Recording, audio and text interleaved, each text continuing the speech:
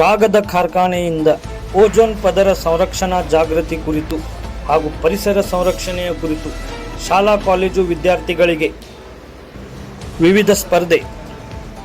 ನಗರದ West coast paper ಮಿಲ್ನ ಸಾಮಾಜಿಕ ಹೊಣೆಗಾರಿಕೆ ಯೋಜನೆ ಅಡಿಯಲ್ಲಿ ಹಾಗೂ ಕರ್ನಾಟಕ ರಾಜ್ಯ ಮಾಲಿನ್ಯ ನಿಯಂತ್ರಣ ಮಂಡಳಿ ಕಾರವಾರ ಇವರ ಸಹಯೋಗದಲ್ಲಿ ಓಜೋನ್ ಪದರ ಸಂರಕ್ಷಣಾ ಜಾಗೃತಿ ಹಾಗೂ ಪರಿಸರ ಸಂರಕ್ಷಣೆಯ ಕುರಿತು ಶಾಲಾ ಕಾಲೇಜು ಮಕ್ಕಳಿಗೆ ಪ್ರಬಂಧ, ಚಿತ್ರಕಲೆ, ರಸಪ್ರಶ್ನೆ ವೆಸ್ಟ್ ಕೋಸ್ಟ್ ಪೇಪರ್ ಮಿಲ್ನ ಸಭಾಂಗಣದಲ್ಲಿ ನಡೆಯಿತು. ಈ ಸಂದರ್ಭದಲ್ಲಿ ಸಾರ್ವಜನಿಕ ಸಂಪರ್ಕ ವಿಭಾಗದ ರಾಘವೇಂದ್ರ ಅವರು ಮಾತನಾಡಿ, ಓಜೋನ್ ಡೇ ಪ್ರಯುಕ್ತ ಓಜೋನ್ ವಲಯದ ಪ್ರಾಮುಖ್ಯತೆಯನ್ನು ಹಾಗೂ ಪರಿಸರ ಸಂರಕ್ಷಣೆಯ ಕುರಿತು ವಿದ್ಯಾರ್ಥಿಗಳಲ್ಲಿ ಜಾಗೃತಿ ಮೂಡಿಸುವ ಉದ್ದೇಶದಿಂದ ಈ ಕಾರ್ಯಕ್ರಮವನ್ನು ಹಮ್ಮಿಕೊಳ್ಳಲಾಗಿದೆ ಎಂದರು. ನಗರದ ಎಲ್ಲ ಶಾಲಾ ಕಾಲೇಜುಗಳಿಂದ ಹೆಚ್ಚಿನ ಸಂಖ್ಯೆಯಲ್ಲಿ ವಿದ್ಯಾರ್ಥಿಗಳು ಭಾಗವಹಿಸಿದ್ದು, ಮುಂದಿನ ದಿನಗಳಲ್ಲಿ ನಡೆಯುವ ವೇದಿಕೆಯ ಕಾರ್ಯಕ್ರಮದಲ್ಲಿ ವಿಜೇತರಿಗೆ ಪ್ರಶಸ್ತಿ ಪತ್ರ ಹಾಗೂ ಬಹುಮಾನ ವಿತರಿಸಲಾಗುವುದು ಎಂದು ತಿಳಿಸಿದರು.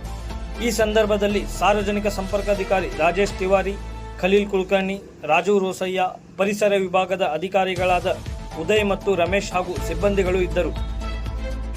ಸೆಲೆಬ್ರೇಟ್ ಮಾಡ್ತಿರಲ್ಲ, ಅದಕ್ಕೋಸ್ಕರ ಹುಡುಗರಿಗೆ ಪರ್ಯಾವರಣದ ಬಗ್ಗೆ, ಪರಿಸರವರಣದ ಬಗ್ಗೆ ಹಾನಿ ಏನಾಗ್ತದೆ, ಓಝೋನ್ ಡೇ ಇಂಪಾರ್ಟೆನ್ಸ್ ಏನು ಅಂತ ಅದ್ರ ಇಂಪಾರ್ಟೆನ್ಸ್ ಸಲುವಾಗಿ. ಆಮೇಲೆ ಗ್ರೀನ್ ನಾವು ಉಳಿಸ್ಕೋಬೇಕು, ಗ್ರೀನರಿ ಉಳಿಸ್ಕೋಬೇಕು, ಹಸಿರು ವಲಯ ಇರಬೇಕು. ಆಕಾಶದಲ್ಲಿ ಓಝೋನ್ ಲೇಯರಿಂದ ಬರೋ ಡೈರೆಕ್ಟ್ ಸನ್ ರೈಸ್ ಏನಿರ್ತದಲ್ಲ ಅದನ್ನು ಅವಾಯ್ಡ್ ಮಾಡಲಿಕ್ಕೋಸ್ಕರ ಓಝೋನ್ ಲೇಯರ್ ಉಳಿಯೋದು ಇಂಪಾರ್ಟೆಂಟ್.